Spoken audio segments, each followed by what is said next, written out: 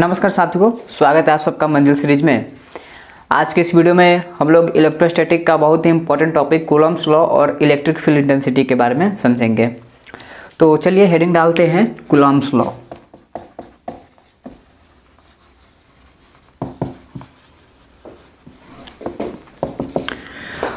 दो नंबर सवाल के लिए 5 नंबर सवाल के लिए इम्पोर्टेंट है और इससे न्यूमेरिकल भी सवाल बनते हैं। इसमें न्यूमेरिकल में पूछ लिया जाता है कि कूलम्ब्स कांस्टेंट का वैल्यू कितना होता है। तो बस ग्रेविटेशन के जैसा है। मान लेते हैं कि यहाँ पर एक चार्ज Q1 है और यहाँ पर एक चार्ज Q2 है। दोनों के बीच का डिस्टेंस R है। तो R दोनों के बीच का डिस्टेंस हो गया, Q1 Q2 दो चार्ज हो गया। तो इसके बीच जो लगने वाला फोर्स होगा वो डायरेक्टली प्रोपोर्शनल होगा Q1 इंटू Q2 के और इन्वर्सली प्रोपोर्शनल होगा R स्क्वायर के। अब यहाँ से प्रोपोर्शनलिटी के साइन को हटाएंगे तो यहाँ पर एक कांस्टेंट आएगा जिसको कहा जाएगा K, यानी K बराबर हो गया K Q1 इंटू Q2 बट्टा R स्क्वायर, और इसी को कहा जाता है कूलम्ब्स लॉ। अगर इस कूलम्ब्स लॉ को आप वेक्टर फॉर्म में लिखना चाहते हैं तो F वेक्टर बराबर हो जाएगा K Q1 into Q2 into R vector divided by mod R vector का होल क्यूब। अब ये कैसे आया तो इसका मैंने वीडियो बना रखा है, उसका लिंक डिस्क्रिप्शन बॉक्स में आपको दे दिया गया होगा, जाइए और वहाँ से आप देखिए। Vector form of Coulomb's law पर स्पेशल वीडियो बनाया गया है। अब इसमें एक इम्पॉर्टेंट चीज़ आता है जिसका नाम है principal of superposition. Principal of superposition. अब जैसे मान लेते हैं कि एक सिस्टम है, बहुत सारे इसमें चार्ज रखे गए हैं Q1 Q2 Q3 Q4।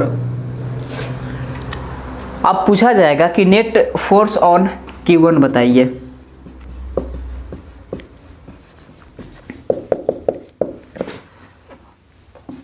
तो नेट फोर्स ऑन Q1 अगर आप इसका मान निकालना चाहते हैं तो दूसरा के कारण पहला पर जितना फोर्स लगता होगा, तीसरा के कारण पहला पर जितना फोर्स लगता होगा, चौथा के कारण पहला पर जितना फोर्स लगता होगा, आप सबके वैल्यू को लिखिए और उनका वेक्टर सम ले लीजिए।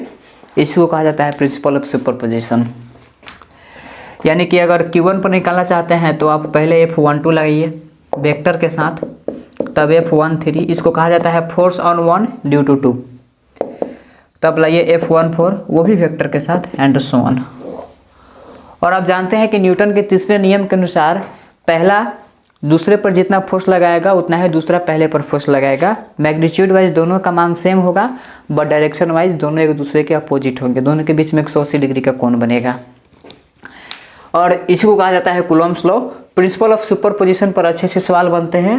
अब एक दो क्वेश्चन को सॉल्व करके देखते हैं प्रिंसिपल ऑफ सुपरपोजिशन पर।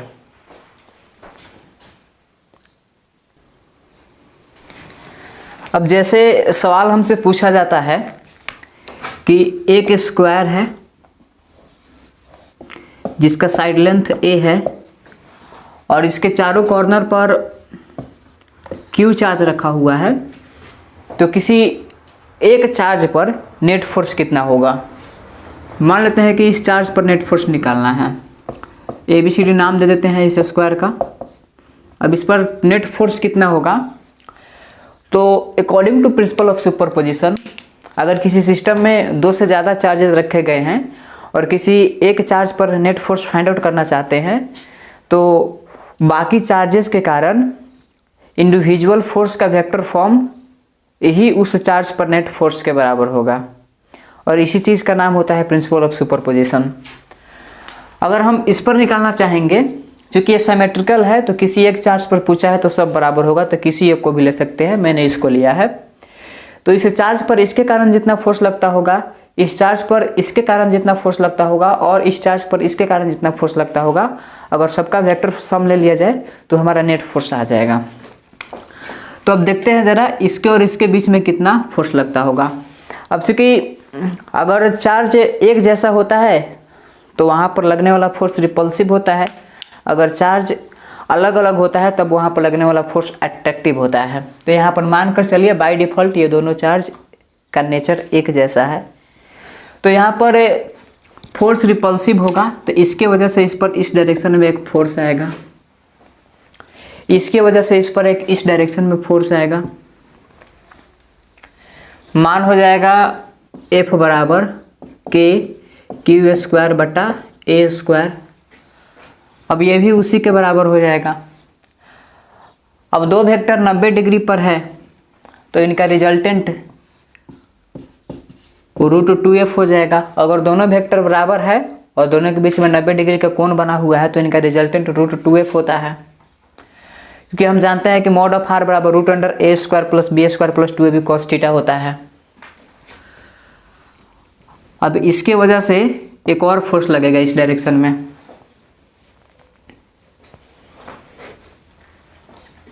जिसका मान लेते हैं कि f' है। तो f' बराबर हो जाएगा के क्यू स्क्वायर बटा दोनों के बीच का दूरी हो जाएगा √2a का होल स्क्वायर, जो कि बराबर हो जाएगा के क्यू स्क्वायर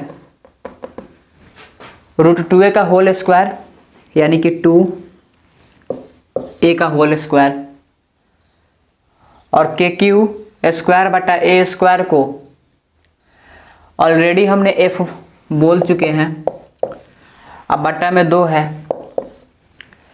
तो इस डायरेक्शन में एक फोर्स है पहले से √2f, और इसी डायरेक्शन में एक और फोर्स लग रहा है F/2। अब चूंकि डायरेक्शन सेम है तो दोनों को आप एज इट इज जोड़ दीजिए। डायरेक्शन सेम है मतलब कि दोनों के बीच में एंगल का वैल्यू 0 है। तो दो वेक्टर है, इसका मान है F/2 और इसका मान है √2f मैग्नीट्यूड वाइज। तो नेट फोर्स कितना हो जाएगा √2f + F/2। अगर f कॉमन लेंगे तो √2 + 1/2 हो जाएगा, और f का मान कितना है के क्यू स्क्वायर बटा ए स्क्वायर। बहुत ही भौकाली सवाल है, अच्छे राइटर्स लोग इसको लिखा करते हैं, जैसे H.C. वर्मा, D.C. पांडे। अगर बोर्ड की तैयारी कर रहे हैं तो आपके प्रैक्टिस के लिए बहुत ही अच्छा सवाल है। इस जगह पर कुछ भी पूछा जा सकता है, ट्रायंगल भी बना देगा, रेगुलर बना हुआ है, इरेगुलर आपको पॉलीगन बना करके दे दिया जाएगा, हेक्सागोन बना दिया जाएगा, रेक्टेंगल बना दिया जाएगा, सेंटर पर एक चार्ज रख दिया जाएगा और पूछा जाएगा कि उस पर नेट फोर्स कितना होगा। कुछ भी पूछेगा, हमारा जवाब प्रिंसिपल ऑफ सुपरपोजिशन के अनुसार होना चाहिए।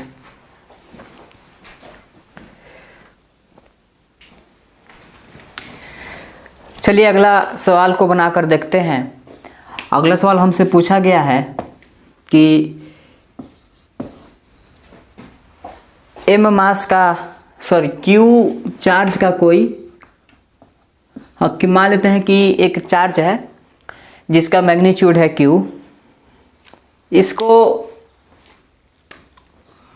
दो भागों में सेपरेट करके, मान लेते हैं कि इसको दो भाग में हम सेपरेट कर दिए Q1 और Q2, दो भागों में सेपरेट करके एक फिक्स डिस्टेंस पर रखना है, और ये इस तरीके से अरेंज किया जाना चाहिए ताकि Q1 और Q2 के बीच लगने वाला फोर्स मैक्सिमम हो।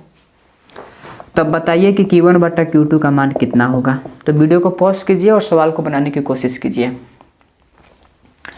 तो चूंकि हमसे पूछा है कि Q1 और Q2 के बीच लगने वाला फोर्स का मान मैक्सिमम होना चाहिए, यानी कि dF बटा dx का मान 0 होना चाहिए, क्योंकि जब भी हमसे मैक्सिमा या मिनिमा का सवाल पूछता है तब वहाँ पर हम स्लोप वाले टर्म का यूज करते हैं। आप जानते हैं इंटीग्रेशन डिफरेंशिएशन के अंतर्गत एप्लीकेशन ऑफ डेरिवेटिव नाम का एक चैप्टर आता है जिसमें मैक्सिमा और मिनिमा पढ़ा जाता है। तो मैक्सिमा और मिनिमा में देखा जाता है कि ग्राफ का जो मैक्सिमम पॉइंट होता है, कोई भी फंक्शन का ग्राफ बनाइए, अगर उसका मैक्सिमम पॉइंट है तो उसका स्लोप का वैल्यू 0 होगा, अगर उसका मिनिमम पॉइंट है तो भी उसका स्लोप का वैल्यू 0 होगा। तो इस हिसाब से यह सवाल कंप्लीट हो चुका है। अब f का मान हो जाएगा k Q1 इंटू Q2 बटा दोनों के बीच का दूरी है r² बराबर हो जाएगा 0। अब Q1 मान लेते हैं x है, तो Q2 हो जाएगा Q माइनस एक्स, और बट्टा में यहाँ पर dx भी है या dr भी लिख सकते हैं। अगर x माने हैं तो यहाँ पर dx ही लिखना उचित होगा, क्योंकि दोनों के बीच का डिस्टेंस तो कांस्टेंट होगा, वैरी कौन करेगा, x करेगा। अब इस हिसाब से देखा जाए तो k बटा आर स्क्वायर कॉन्स्टेंट है, इसको निकाल लीजिए बाहर, और d Q1 के बदला में रख दीजिए x, Q2 के बदला में रख दीजिए Q माइनस एक्स।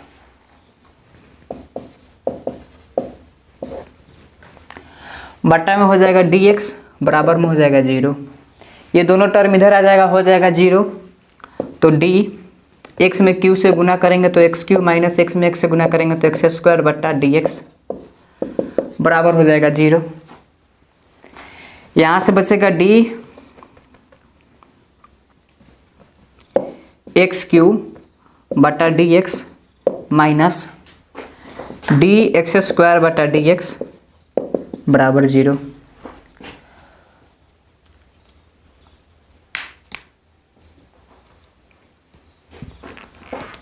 यहाँ से अगर q को बाहर निकाल लेंगे तो dx बटा dx बच जाएगा, जिसका वैल्यू होगा 1। एक्स स्क्वायर का डिफ्रेंशिएशन हो जाएगा 2x बराबर 0। तो q बराबर आ गया 2x, तो x बराबर आ गया q/2। यानी कि Q1 का वैल्यू हमने सवाल में पहले ही x मान रखा था, तो Q1 का वैल्यू आ गया x/2 और Q2 का वैल्यू है q minus x. Sorry, Q1 को हमने सवाल में x मान रखा था, जिसका वैल्यू आ गया q/2, और Q2 का वैल्यू है q माइनस एक्स, x का वैल्यू है q/2। तो आप देख सकते हैं Q1 बटा Q2 का मान 1:1 आ रहा है। यह भी सवाल बहुत ही भौकाली है। अच्छे इस सवाल के जरिए न्यूमेरिकल्स बनाए जा सकते हैं। बस वैल्यू को रख दिया जाता है, 5 कूलाम, 10 कूलाम, 100 कूलाम। याद रखिएगा, अगर एक चार्ज है, उस चार्ज को 2 भागों में तोड़ करके और उनको एक फिक्स डिस्टेंस पर रख दिया जाता है, और वो अरेंजमेंट इस तरीके से होना चाहिए कि दोनों चार्ज के बीच में लगने वाला इलेक्ट्रोस्टैटिक फोर्स मैक्सिमम हो, तो उसका रेशियो पक्का 1:1 होगा। अगर 50 कूलम का चार्ज है तो 25-25, अगर 100 कूलम का चार्ज है तो 50-50, अगर x का है तो x/2 यहाँ पर q का था तो q/2। आई होप ये क्वेश्चन आपको समझ में आया होगा।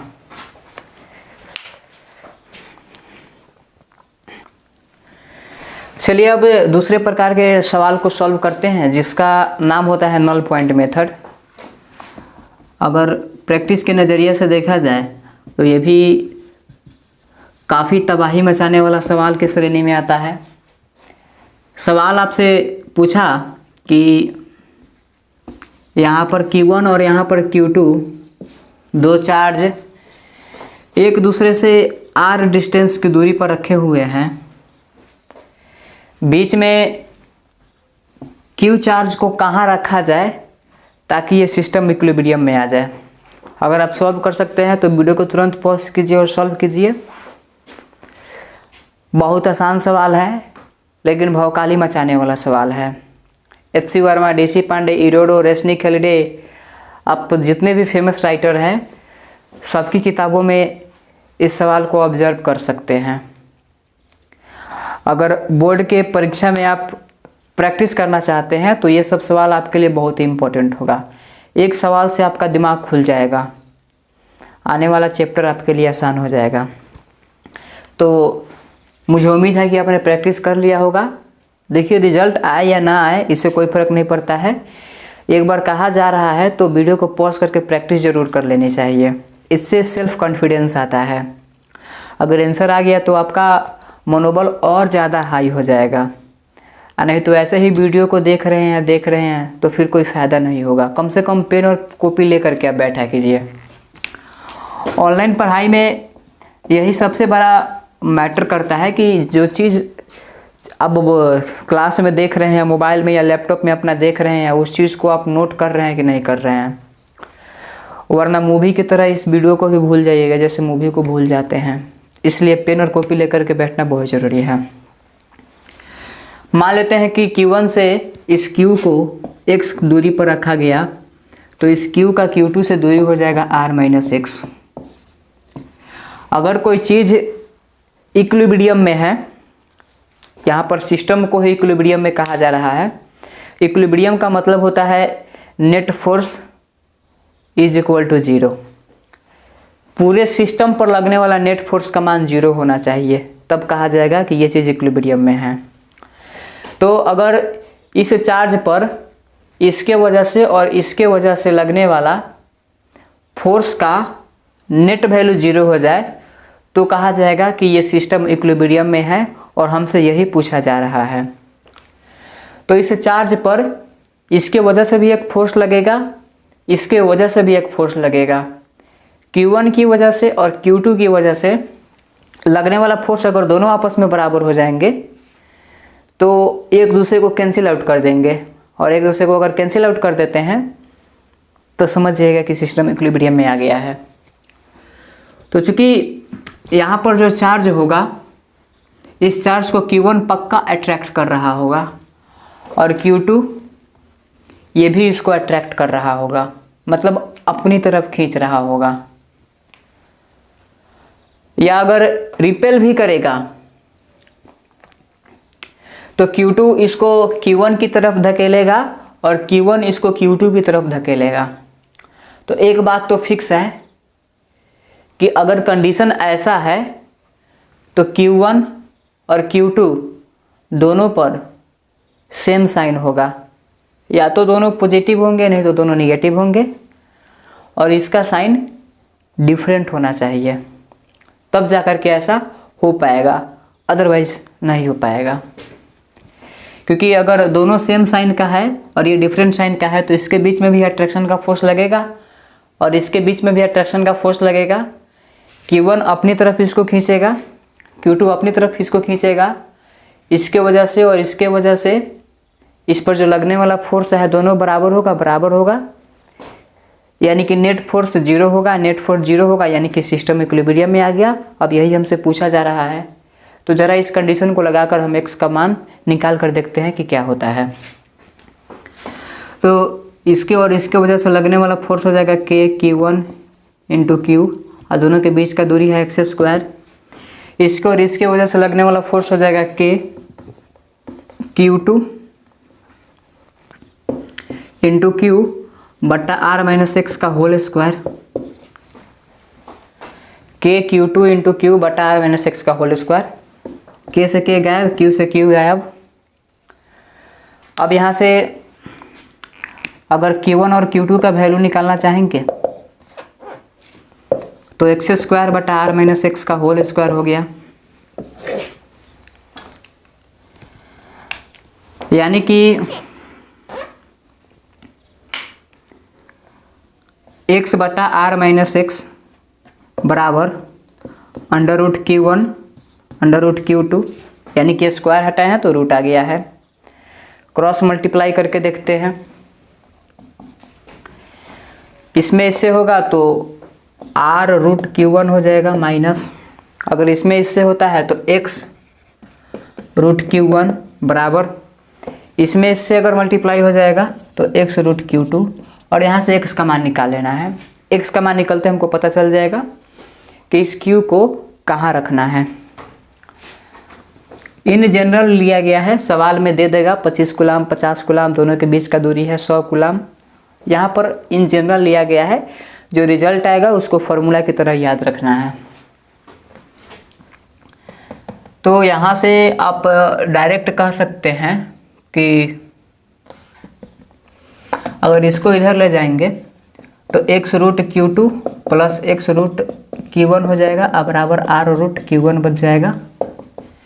x हो जाएगा कॉमन तो बच गया √Q1 प्लस √Q2 बराबर r√Q1। तो x का वैल्यू हो जाएगा √Q1 बटा √Q1 प्लस √Q2, और इसके साथ r का गुना हो जाएगा, और इस मान को याद रखना है, x बराबर √Q1 बटा √Q1 plus √Q2 into R। और इस x को कहा जाता है नल पॉइंट, और इस होल प्रोसेस को कहा जाता है नल पॉइंट मेथड। देखिए कूलम्ब्स लॉ से जितने भी अच्छे से कैटेगरी के भौकाली क्वेश्चंस जितने भी बनने वाले थे मैंने यहाँ पर आपको बता दिया है। तो आई होप आपका कूलम्ब्स लॉ क्लियर हो गया होगा। आप एक बार के का वैल्यू और एप्सिलॉन नॉट का वैल्यू याद करके परीक्षा में जाइएगा। ऐसे लिख दिया जा रहा है, के का वैल्यू होता है 9 × 10⁹ न्यूटन मीटर स्क्वायर पर कूलम्ब स्क्वायर, और के बराबर होता है 1/4 पाई एप्सिलॉन नॉट, जहाँ से एप्सिलॉन नॉट को परमिटिविटी ऑफ द मीडियम कहा जाता है। इसका वैल्यू होता है 8.85 × 10⁻12 कूलम्ब स्क्वायर पर न्यूटन मीटर स्क्वायर। क्योंकि एप्सिलॉन नॉट को 2022 के परीक्षा में पूछा था और 1 नंबर के सवाल में इस तरीके के क्वेश्चंस पूछे जाते हैं। और जहाँ तक सवाल प्रैक्टिस का हो तो ऐसे ऐसे क्वेश्चन आप ज़रूर लगाइएगा, इससे आपका लेवल बूस्ट अप हो जाएगा। मिलते हैं नेक्स्ट वीडियो में, तब तक ऑल द बेस्ट।